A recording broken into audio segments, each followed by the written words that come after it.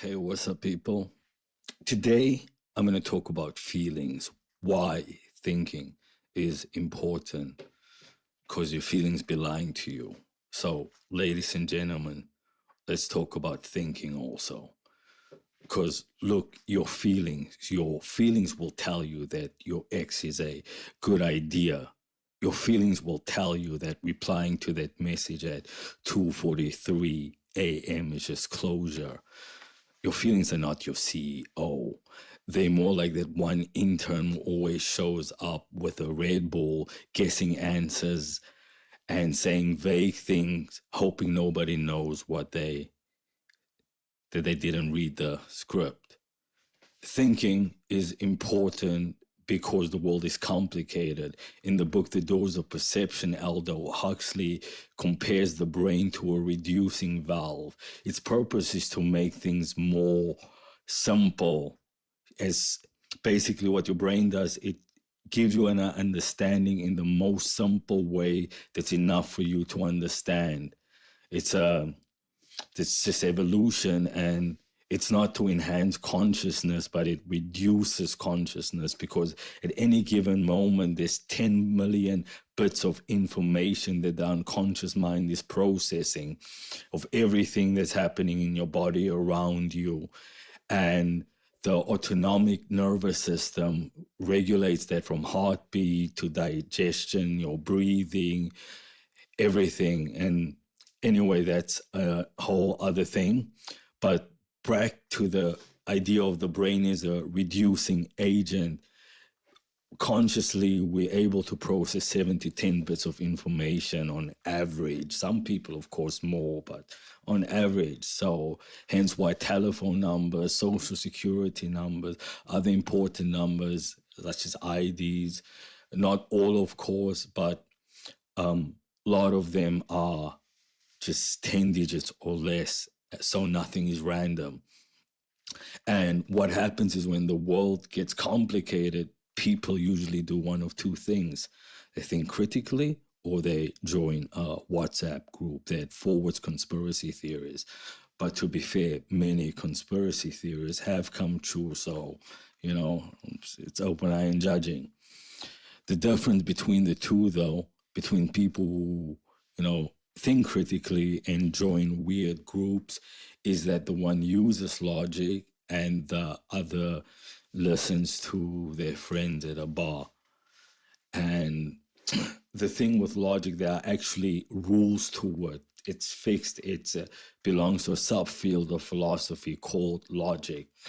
So you don't just automatically learn logic. To learn proper logic, you actually need to invest some time to study logic.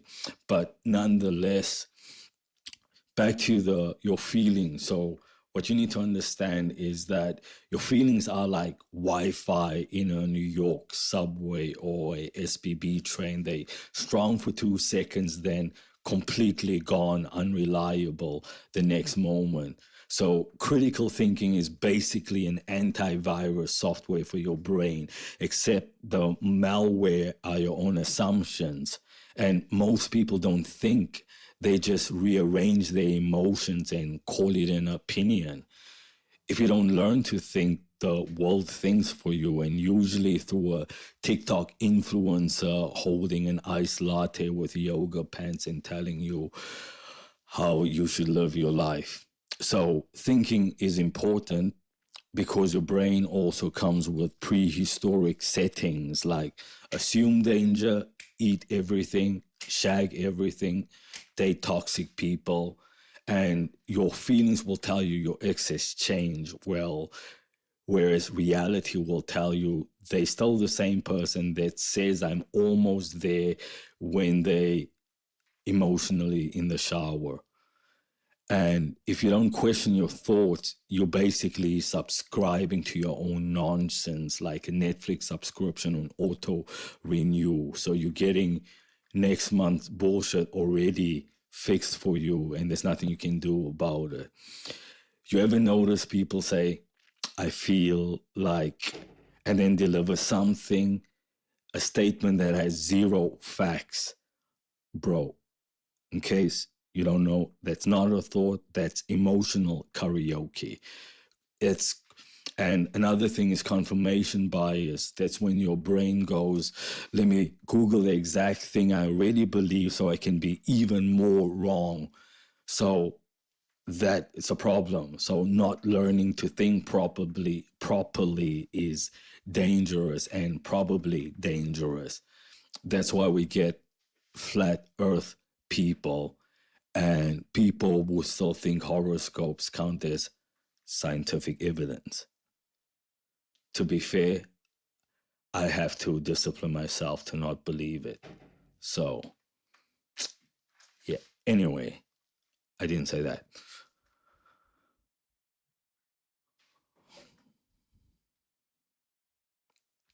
People don't want the truth. They want whatever makes them feel good or like they've won the argument. So, learning to think is crucial because, number one, because your brain comes with pre-installed bugs.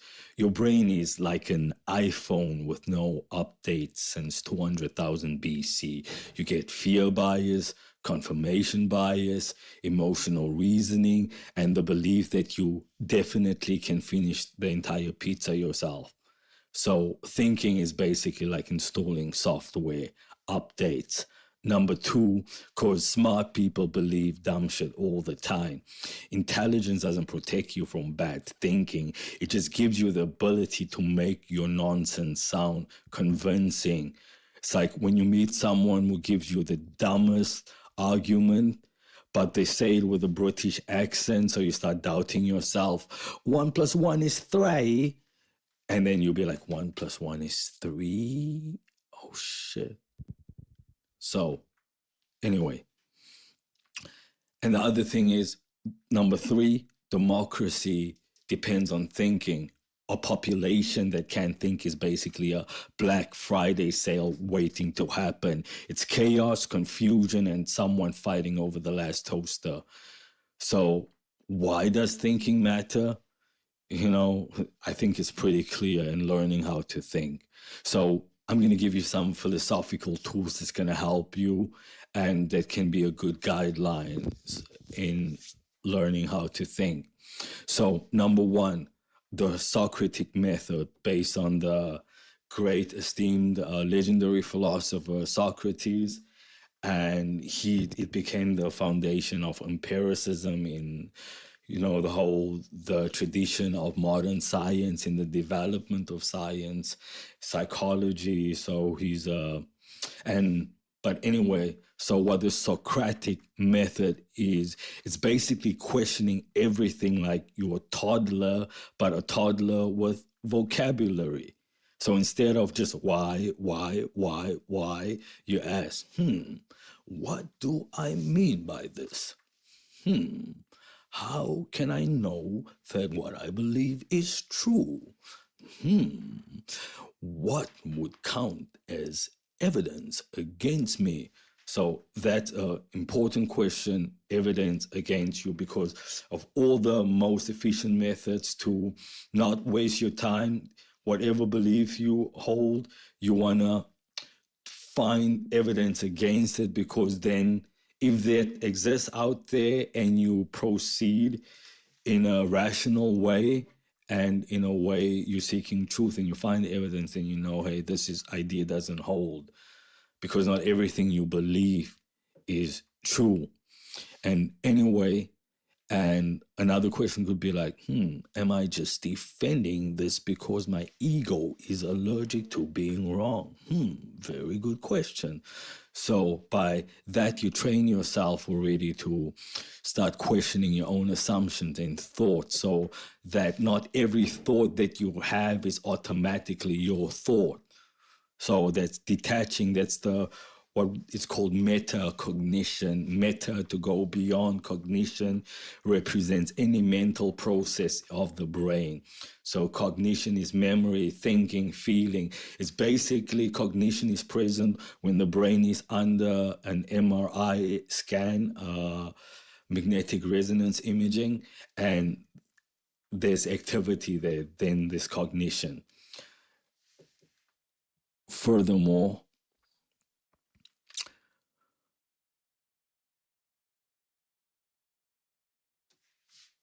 So Socrates walk into any argument you have, and he'd say, so, okay, interesting. So where did you get that idea from? And just by questioning, he'd lead the person to realize that they have no real basis for their argument except a feeling or opinion, something that they want to believe is correct. And the person would have this revelation themselves. They'd have the aha moment. And that became, science questioning, how do I know that what I see or what I think is how the world actually works? And suddenly, using the Socratic method, the argument ends because nobody knows where it came from. And it's basically just ask questions until the argument collapses like cheap IKEA furniture. Number 2, Occam's razor. It's a fancy term for stop overcomplicating things. If you hear hoofbeats, it's probably horses. It's not unicorns having a distance, pretending to be horses and trying to fool you. If you see a light in the sky, it's probably not the Enterprise that has jumped across the multiverse to come to say hi to you and abduct you. It's probably human lights from a plane or a balloon or a drone. So what Occam's razor is useful for is for dating, politics, diagnosing your own drama before assuming betrayal, aliens, or secret plots against you. Maybe you're just overthinking again. Number 3, steel manning. Steel manning is awesome. So in order to understand steel man, you need to understand the straw man, because steel man is the opposite of a straw man, which is a fallacy in logic, specifically in informal logic, which again is one of the subfields of philosophy, which is divided into formal and informal logic. Formal logic looks like mathematics. You basically take the argument, you put it into a truth table, you do the calculations, and it'll calculate you if what they're saying is truthful or it doesn't make sense, because it's mathematics. Logic is mathematical. So an informal logic is the one you use every day, talking to people, politicians, and it's basically a fallacy central to that, because there are many, but it's a hidden error in reasoning. So the reasoning sounds legit, but when you break it apart, it's actually not. So the straw man is somebody says something, they take what they say and they build up the worst argument with it, reconstruct it, and argue against that, proving the person wrong, and when it's not really what the person is saying. So every time you've had that situation when somebody's arguing with you and you hear them argue against something and you're like, hey, but that's not what I said at all. That is them straw manning you. So the steel man is the opposite. It's basically when somebody's arguing with you, you make sure that you understand that argument so good, you listen to and you work it out so that you demonstrate an excellent amount of understanding of the argument, so you understand the other side fully. And what happens is that sometimes people get confused because they're not used to being respected that much. The steel man, it's great specifically for avoiding internet fights, understanding people, winning debates, and making everyone think you're unreasonably mature. That's steel manning. So really trying to understand the other person. And number 4, Hanlon's razor. Hanlon's razor is basically never assume malice when stupidity is enough to explain it. So the person maybe didn't ignore you. Maybe they just forgot their phone battery is allergic to responsibility. Sometimes people are just stupid. They don't understand etiquette, social norms, proper social behavior. Sometimes people don't understand decency, or sometimes people grew up in an environment where they didn't learn certain things and they're just dumb. stupid and didn't have the intelligence to realize that and self-reflecting to go fill those gaps, get that education needed. So that's Hanlon's razor. Number 5, Bayesian thinking. So Bayesian thinking, it's understanding that, hey, not knowing something isn't failure, it's the beginning. It means it's about updating your beliefs when you get new evidence. So this is great, because if more people did that, many stupid ideas would die, arguments would be smarter, and we also wouldn't have flat earthers, and Tinder dates would have 20 times less drama. Number 6, Nietzsche's approach, why first, how later. When you know why you're doing something, your brain stops sabotaging you. Instead, it starts working in your favor, then it starts using your whole nervous system to come up with solutions. So the unconscious mind, regulated by the autonomic nervous system, and the conscious mind, the central nervous system. Again, the 7 bits of information against the 10 million bits of information, as I mentioned before.